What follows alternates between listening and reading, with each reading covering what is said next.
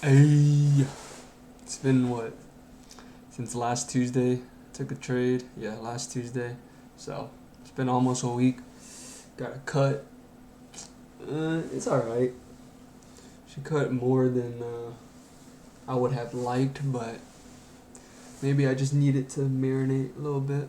It's been like since Friday since I got it. So all right, let's go over the trade. Took a break-even trade today.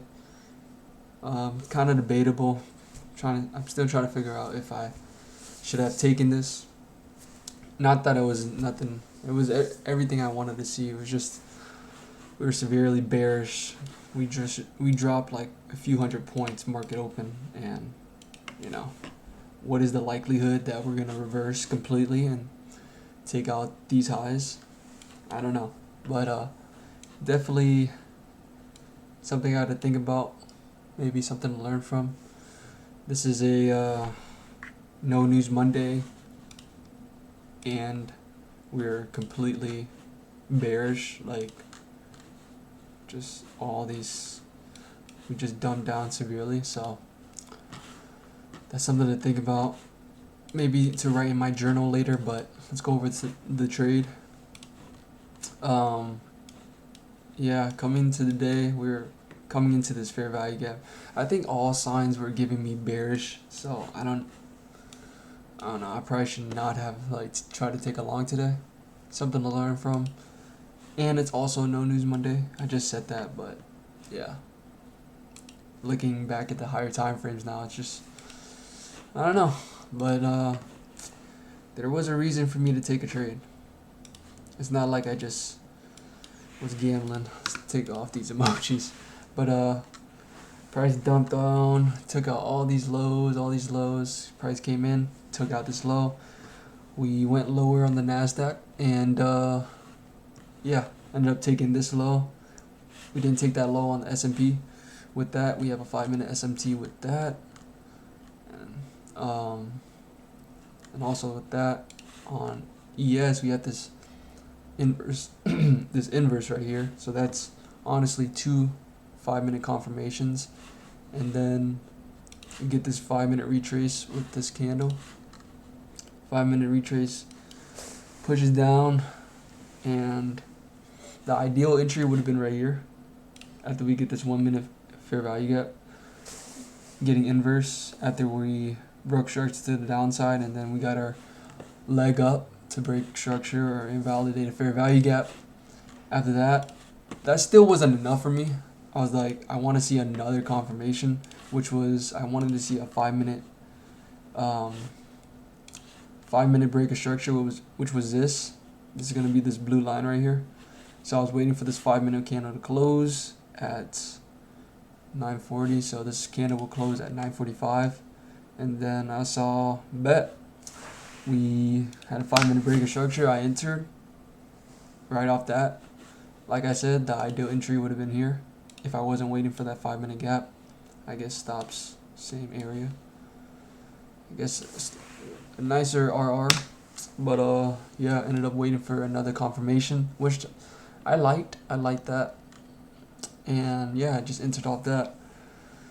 And just price started moving kind of slow, kind of slow. Okay, we get a push up, nice. We make a 5-minute gap. This is what this blue box is, and yeah, after I saw this, so this line right here, this is the start of an hourly fair value gap that we eventually made. And so I saw that, I was like, I honestly want to go break even, because like, what is the likelihood we are going to dump this low, dump this much, and then completely reverse and take out these highs? Probably unlikely. I was just being real. And so I was trailing my stop loss.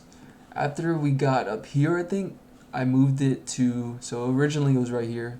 This was about $370 stop loss, which was half of my balance.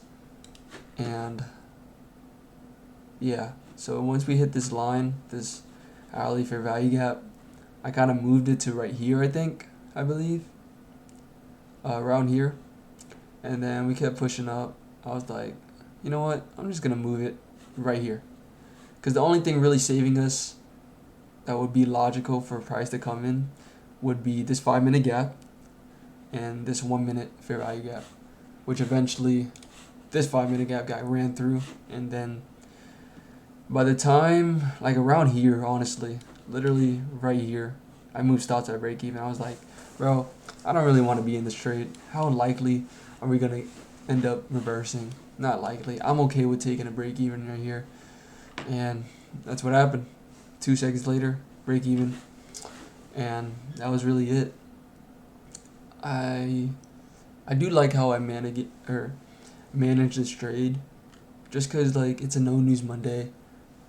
I'm really not used to trading no news Mondays for a couple months now, so I need to remind myself that even though coming today I knew it was a no news Monday, and I knew what could happen on a no news Monday, I didn't have any expectations, so yeah, I like how I managed this trade today. I probably shouldn't have taken it, just being real. I don't know if that's hindsight or what, but yeah, just break even. I'm grateful that this ended up being at break even and not in a loss, but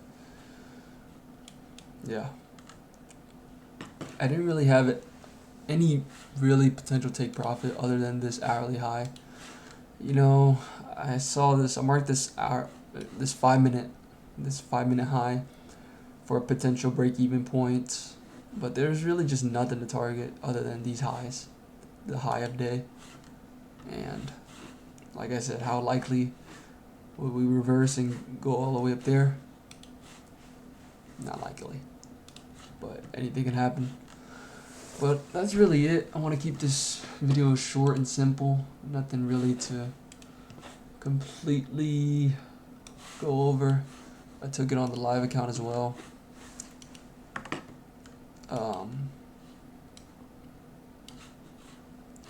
Yeah, I took it on the live. Let's see.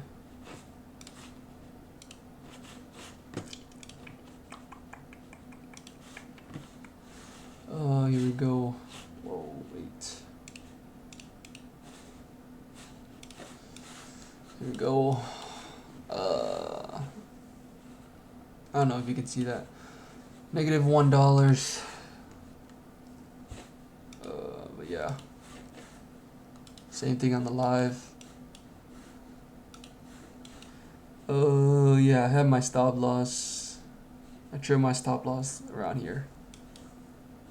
Move stops at break even. Same shit. Yeah. We have NFP tomorrow, I think.